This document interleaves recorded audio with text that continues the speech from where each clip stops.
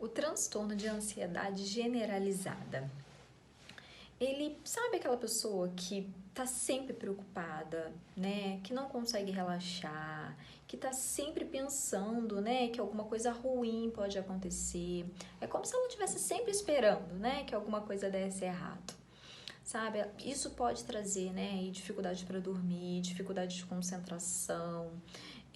A pessoa tá o tempo todo como se aguardando uma catástrofe, né? Isso, gente, assim, nas coisas mais comuns, nas coisas mais rotineiras, as mais importantes da vida da pessoa, tudo gera uma preocupação excessiva, desproporcional, porque de repente não tá ali acontecendo nada de errado, mas a pessoa tá sempre ali hipervigilante, sempre nessa sensação, né? Esses sintomas, né? Se você observar que esses sintomas apareceram, já tem mais do que 6 meses e continua sentindo dessa maneira, pode ser sim considerado, tá? É um transtorno de ansiedade generalizada. E a gente tem também, né, um outro transtorno que é a fobia específica. O que é a fobia específica? É um medo exagerado, desproporcional em relação a um objeto, né? Um objeto, uma coisa, uma situação. E esse medo normalmente ele é racional. Por quê? Porque aquele objeto ou aquela situação não necessariamente representa aquele perigo para a pessoa, tá?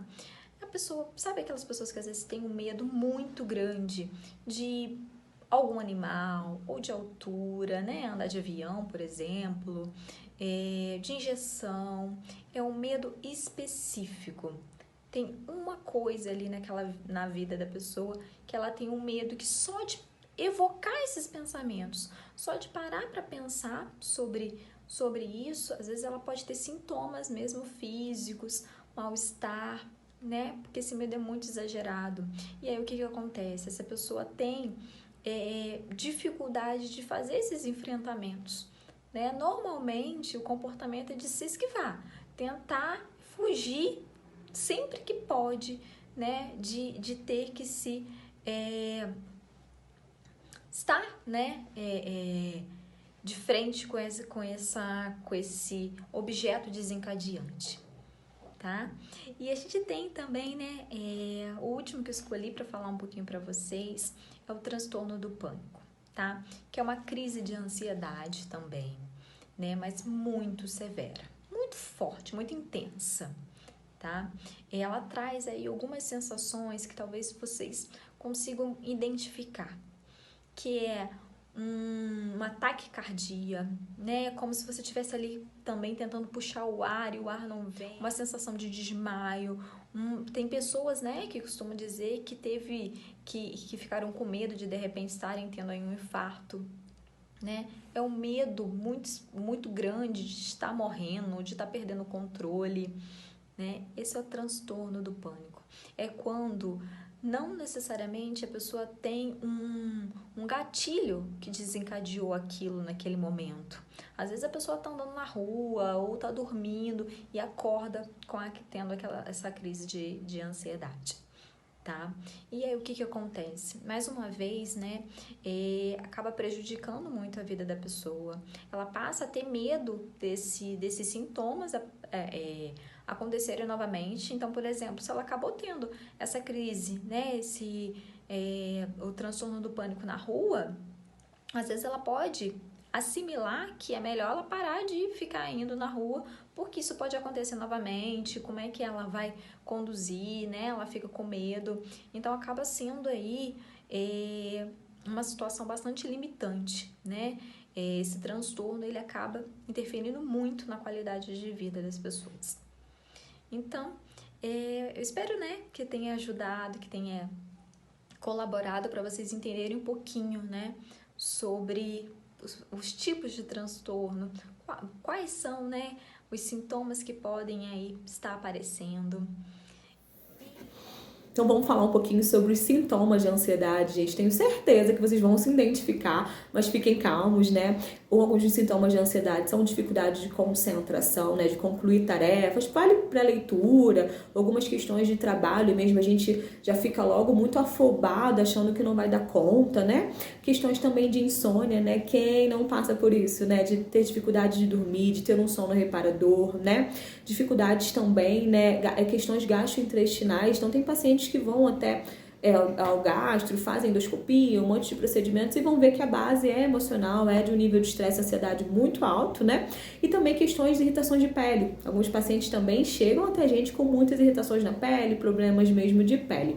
Então o que você vai pensar, né, Roberta? Dado esses sintomas aí, como que eu faço? Eu sinto eles, né? A frequência e intensidade que eles acontecem.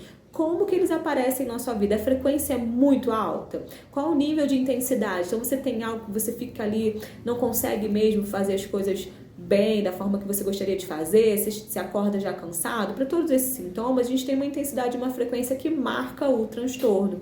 E isso a gente precisa estar no profissional adequado para saber. Então nós, né, psicólogos, fazemos essa avaliação, né?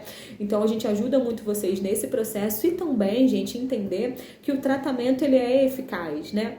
A gente entende que a ansiedade, a gente precisa manejá-la, né? Ela não vai sumir, nós vamos ter questões, né? Que vamos ter expectativas, como pode ser algo bom também, uma viagem, né? A ansiedade, ela tá aí não necessariamente para nos atrapalhar, nos dificultar, também para nos mostrar quais os perigos que nós vamos passar e que precisamos nos defender aí de alguma forma, tá? Então, gente, não se assustem, né? É necessário a ajuda para que a gente consiga ver a frequência e a intensidade que esses sintomas aparecem e diminuí-los, né?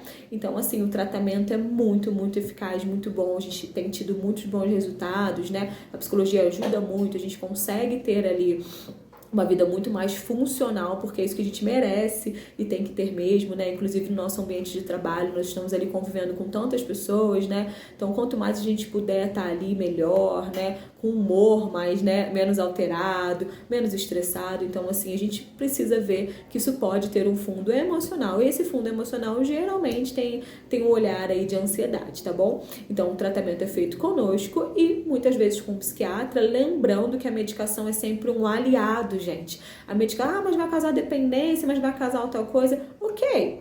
Você quando toma um remédio para dor de cabeça, não é para melhorar a sua dor de cabeça?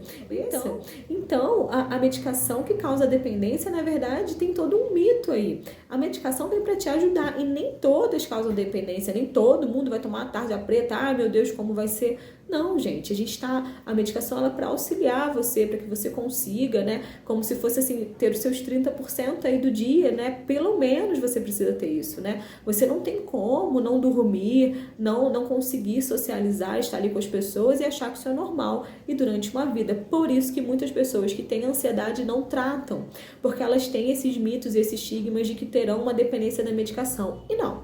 Com o acompanhamento correto, você terá ali um aliado do medicamento, como qualquer outra situação da sua vida, né? Se você tiver ali problema de pressão alta, você tem que tomar medicação. Se tiver um problema, né, de enxaqueca, você precisa se medicar ao sentir dor de cabeça. A saúde mental não é diferente, né? Ao passo que você tem os sintomas recorrentes, ó, com uma frequência e intensidade alta, você precisa sim de ajuda, né? Tanto nossa quanto do psiquiatra. Mas aí, salvo os pacientes que vão ter só acompanhamento de né? Então, geralmente, a terapia aí vem com uma eficácia muito, muito boa, né? Nós trabalhamos aqui com a abordagem cognitivo-comportamental, né?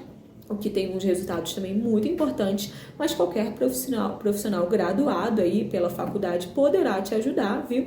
Nós ficamos disponíveis para vocês, caso queiram tirar alguma dúvida, podem entrar nas nossas redes sociais, né?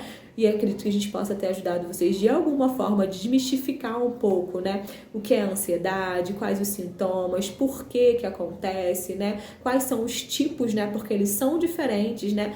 Então, a gente precisa olhar para isso também, né? Nem todo ansioso vai ter os mesmos tipos de ansiedade, né? São diferentes aí, né? Tem a fobia específica, enfim, transtorno de pânico. Então, as meninas ajudaram vocês. Eu espero, né? Que a gente possa ter contribuído para vocês, né? Então, de qualquer forma, fica aí os nossos contatos, que a gente possa ter aí uma vida mais saudável e mais feliz, tá bom? Tchau, tchau!